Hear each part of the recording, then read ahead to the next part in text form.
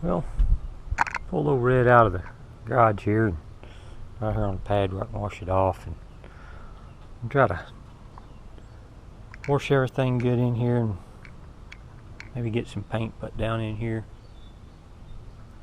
This motor compartment. I took that heater box off. Now I am putting the blower motor back on it, and I made I'll show you here shortly, a box that attaches over this and connects to the heater blower motor. I cut that blower motor right along in here to take the AC part of it off of it, so the fan will still be blowing right in there. I already tested it and it blows plenty hard. I've kind of got my black car set up that way too, except a little bit different. I don't have heater core or anything in this one, but got all the stuff on the hood, so I can't show you, but it's just got a piece of PVC pipe, like 3-inch pipe, that comes over and turns and goes right in here. And I've got all this heater box and stuff out, so when you're sitting in that car and you flip the fan on, it blows right on you. Now it's not, it's just whatever temperature is outside, but sometimes when it's hot and you're sitting in the staging lanes, it's nice to have a little bit of air blowing, and it works out good for that. But this one here, I've still got my heater, because I just put a brand new heater core in this a year or so ago, and I want to be able to keep that so I can drive it, and if it's damp out, my defrosters will still work. But with the air conditioning box in there, there's just, it makes it so difficult to get to anything on this side. Could have been done different from the factory. You could have brought that over here a little bit more and gave you more room to get your hand in there to change spark plugs and stuff, but they didn't, because they don't care. They just want to make things difficult, so you'll take it back to the dealership and get stuff worked on. It's still going on today, and it's even worse today than it was back then. It's engineered to make you not want to work on anything. But this is just an old beater, so I want to do away with AC on it for now anyway, and I didn't do anything detrimental to it to where I couldn't put a AC box back on it in the future.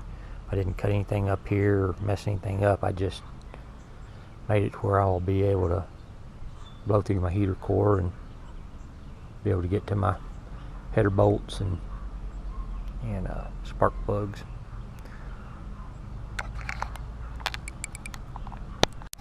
Well, I primered the shit out of this battery box area there. Scraped around on it with a wire brush and then sprayed some primer on it. Hopefully it won't rot out. It's not terrible bad. I've seen way worse, but then primered that in here. I'll let that dry, and I'm gonna go get some paint and go get some lunch. I washed most all the dirt off of it inside here. I'm gonna scuff some of it up with a little bit of 400 and 600 and right in here, maybe this part here, and then I'll let it dry, and I'm gonna run up here to town and get a can of good black spray paint, some gloss, and go over that. Then I'll be taking this core support back out, and probably gonna go ahead and clean it up good and paint it and get ready to be able to slide a motor in here.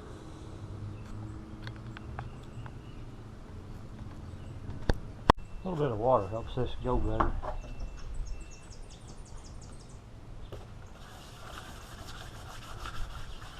I'm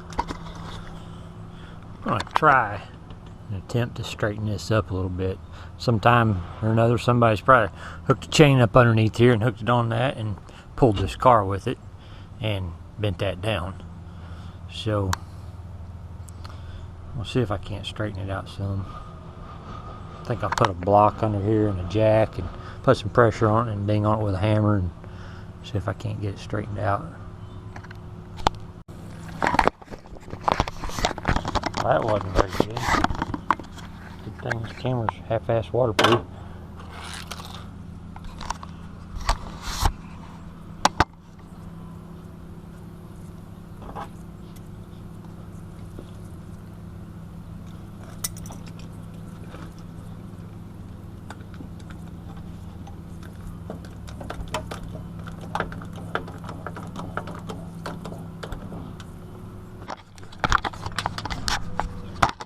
Trying.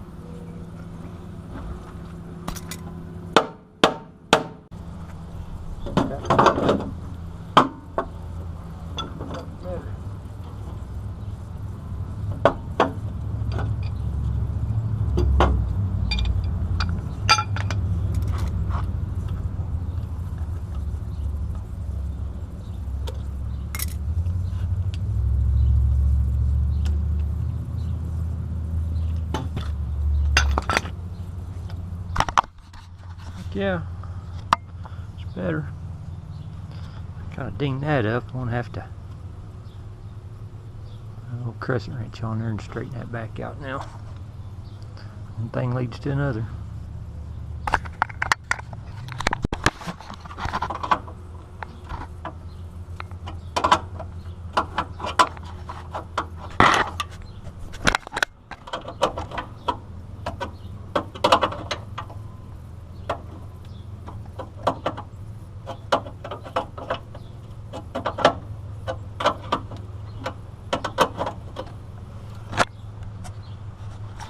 Well, it's getting better.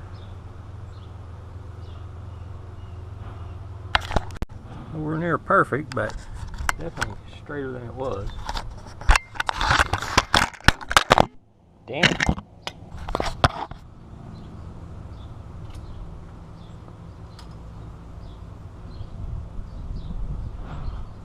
Little hammer in the dolly here.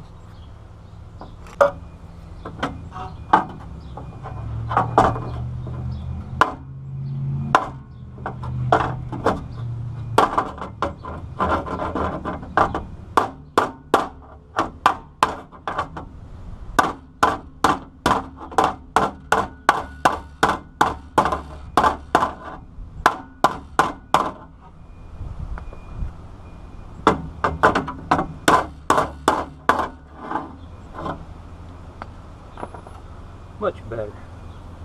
That's probably pretty loud though, wasn't it? I think I can live with that. It's a whole lot better than it was. Still got a little ding in it, but can't really get a good swing on it because that sway bar in the way. But looks better.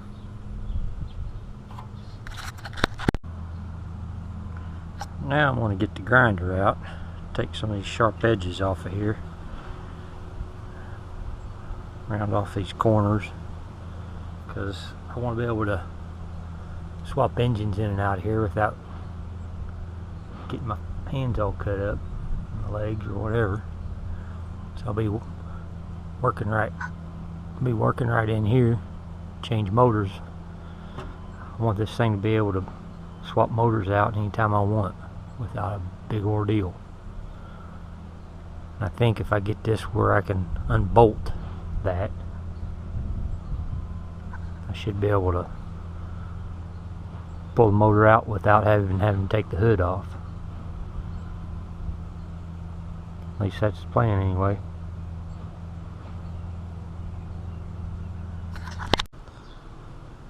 Just a few bolts there on each side and I should be able to pull this thing out.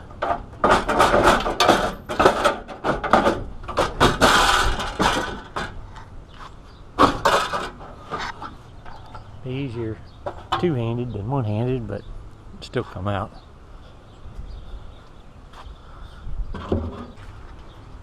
I'll clean this all up and get it painted so it looks a little more presentable. Even though it's going to be pretty much covered under the hood and nose and everything, but I know it's there, so now I'm going to cut them sharp spots off there. Well, I'm going to get this here trusty slicer dicer grinder out here and I'm gonna kind of make an angle cut here and then here on this one too, and get them sharp edges off of it. Hold your ears, this might be loud.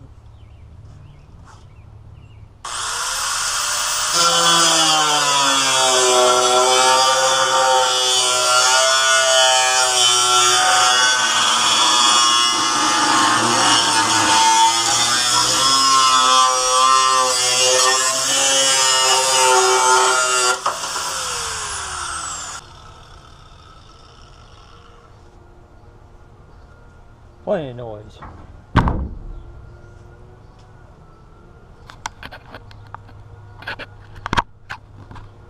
Won't be snagging my knee on it though now. Getting out of this car working on it.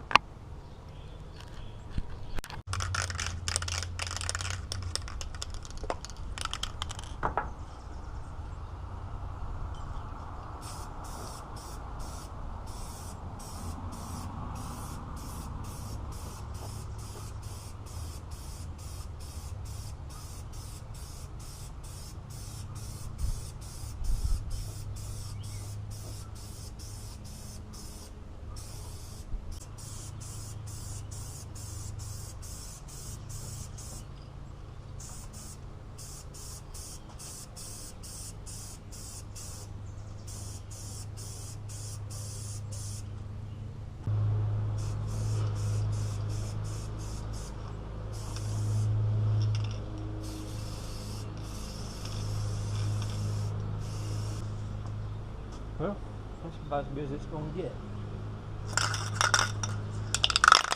Really can't expect it to be very good, but it's better than it was. Well, the pollen count's high right now. You can tell there's shitloads of pollen in the paint. It's underhood paint. I really don't give a shit. It's way better looking than it was, and hopefully it'll kind of protect it from a little bit of rust that was getting around the battery box here. And anyway, it still looks a lot better than it did. But anyway, good luck with your hot rods, and let the gears turn and the big tires burn. 3rd Gen Johnson.